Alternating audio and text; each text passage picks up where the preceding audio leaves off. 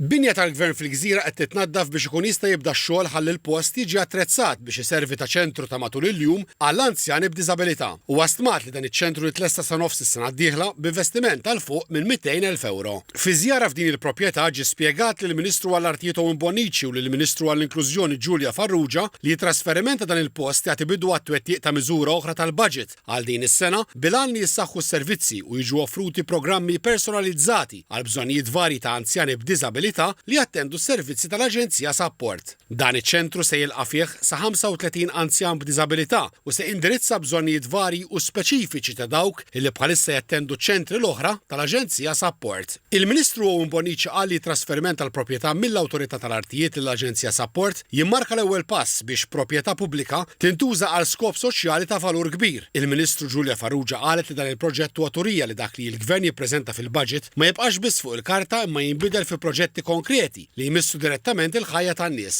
Komplettejt li ċ-ċentru l-ġdid ta' matul il-jum għall-anzjani b'diżabilità fil-Gżira mhuwiex biss inizjattiva ta' infrastruttura imma investiment fil-kwalità tal-ħajja, fil-ġieħ u fid-dinjità ta' kull individwu li se juża din il-faċilità permezz ta' servizzi personalizzati. Ambjent sigur u adattat biex l-anzjani b'diżabilità jkunu jistgħu jgħixu ħajja aktar indipendenti u ta' kwalità.